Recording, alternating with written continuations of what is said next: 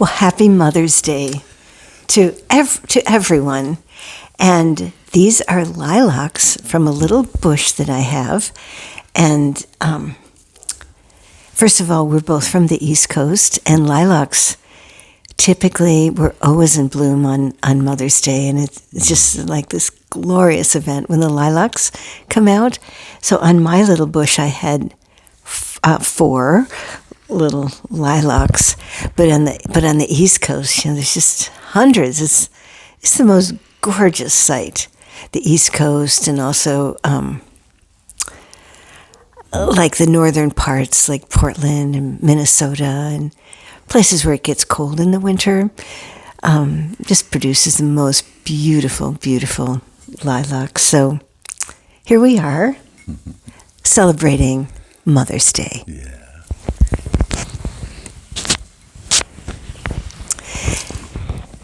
So, 2 things about Mother's Day. It's important to remember our mothers in love and to know that nobody had a perfect mother. So there's no such thing as a perfect mother or a perfect person for that matter. But we want our mothers to be perfect, and sometimes people remember the things that their mothers were not, things that they were not good at.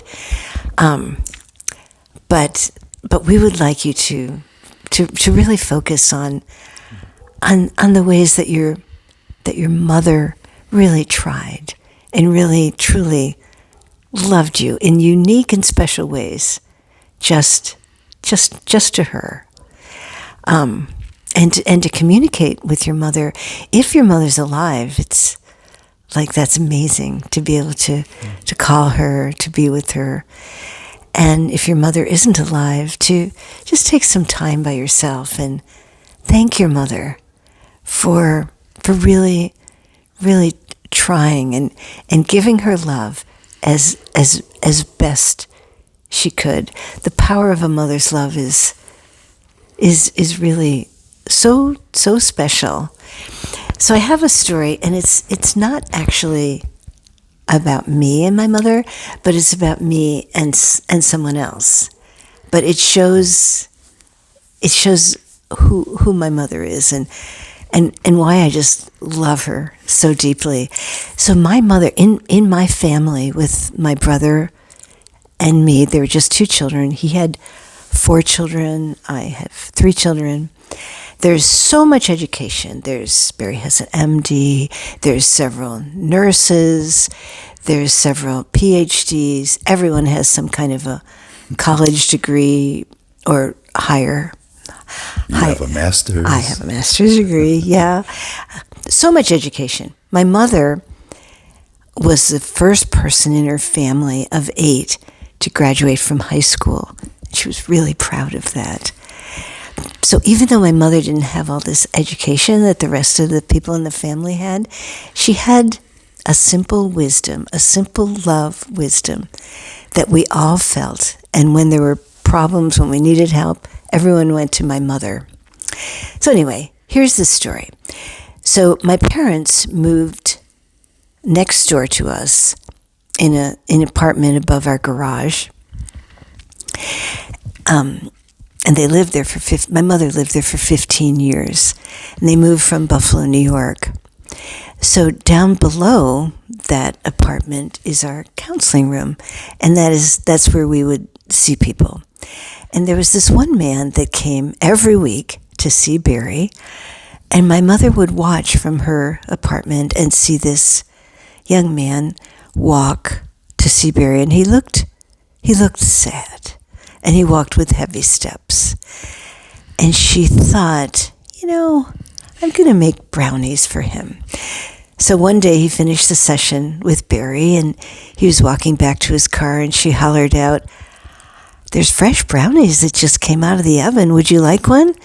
And he came running up to her apartment. He actually spent an hour with her. And she served him a cup of coffee, and he ate these fresh brownies. Well, this became a routine. And every week the man would come and see Barry, and then afterwards he'd go up and see my mom. Well, one day he came to Barry and he said, I really don't need to see you anymore. You've you've given me everything that I need. I feel that I'm on a good path. And Barry's like, that's great. And the man said, but I still need to see your mother-in-law. Is it okay if I still come and see her? I just love that story. And he did. For, I don't know, a number of months, he still came. He went upstairs, had a cup of coffee and either a brownie or chocolate chip cookies or something fresh out of her oven. And I think, my mom, obviously she didn't have the education and experience that Barry has, but she had this love, this beautiful, simple love that could just look at a person and love them. And that's what the man was really, really, really soaking in. And I think if we reflect on our mothers, not on the ways that they weren't, but if we reflect on them and feel that simple love that would come through their eyes and through their smile, I think it will bless us very much. Thank you. That was beautiful. I usually think of that story in just a little different way, but I think the way you told it was the truth. But I think of it in terms of, I think he chose to get the therapy from your mother more than from me. Well, yeah, plus, it was free, and it came with brownies. And coffee. Yeah. Okay, but I have just a really cherished memory of my mother at the very end of her life. Actually, it was my last visit to her. She was on the East Coast with my sister, and I was visiting, and I'd be with her, and she was failing, and even her mind too, but she had this, childlike joy and excitement about seeing me. And so we'd have a wonderful time, and then I would go out and do something or have a meal or whatever it was. I'd come back, and she'd be all over. She'd be again completely excited to see Barry. You came to visit me. Although it sounded more like, Barry, you came to visit me. She was from Brooklyn. And every time I'd leave, even if it was for a few minutes and I came back, Barry, you're here to visit me. It was so beautiful. I wish... She forgot. She forgot, and she was like seeing me for the first time, right? You brought so much excitement. I know, it was great. But what I really want to honor right now is you, Joyce, and the amazing mother that you have been to our children. Just so dedicated and loving and just like my mom, excited to see them always. Thank you. Thank you, Barry. Yeah. Well, while you're getting your harmonium, I really appreciate what Barry said, and I wanted to share. I'm in my counseling. I'm working with a few women whose daughters don't want to see them, and they're holding these big grudges, and so Mother's Day could be a little bit more difficult. And if that's the case for you, what I want you to do is to look in your heart and feel your worthiness and all the ways that you were a really good mother. The fathers can do this too. And it's so important to know that even though none of us are perfect, we all tried as best we could to love our children. Yeah. All right. And if you're having trouble loving your mother and seeing her in a negative light, really the challenge, and this will help you enormously, is to just even come up with one positive thing about your mother. Just even one.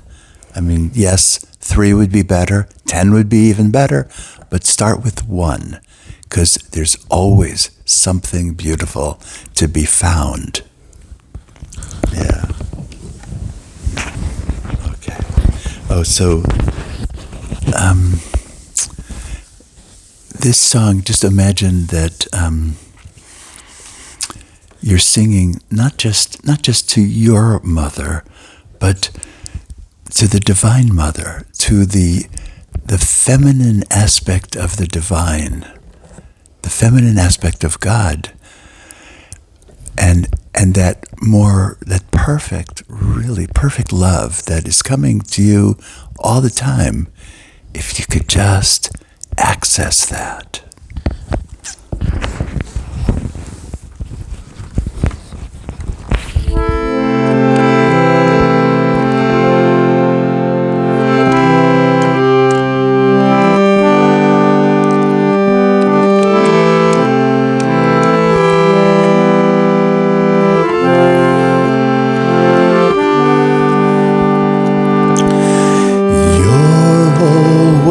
Here, calling me home.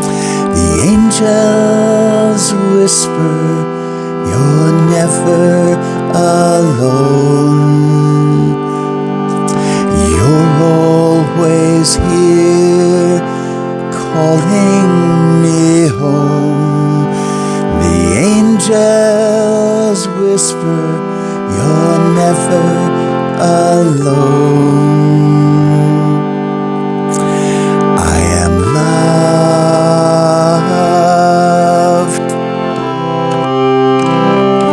I am loved.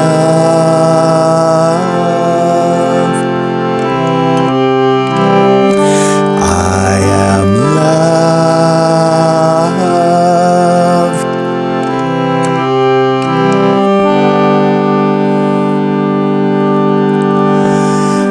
Let me be free, my soul unbound, flying in heaven, right here on the ground.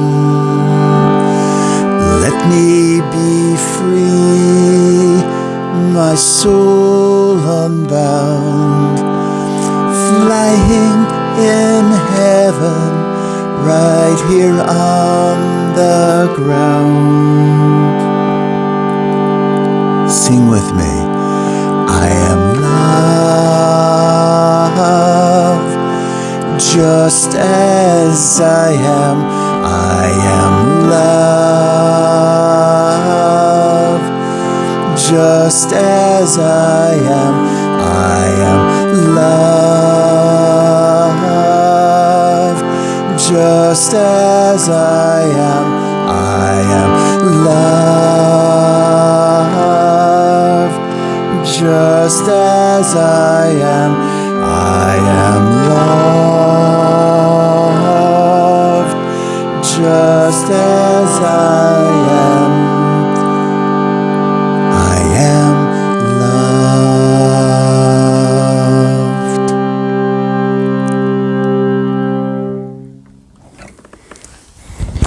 That would be a really powerful thing to just feel for a moment.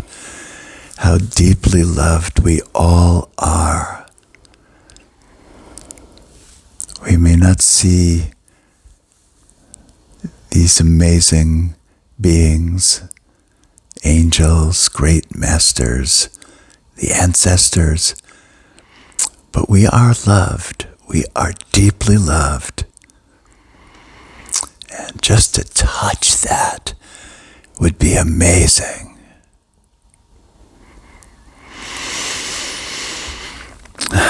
Okay.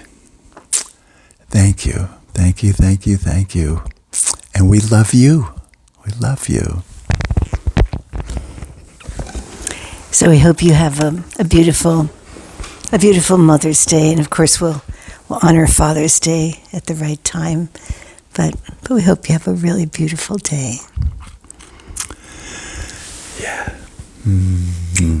What a mother. What a mother. You mother me too. The little boy in me feels so mothered and safe. Thank you, Barry.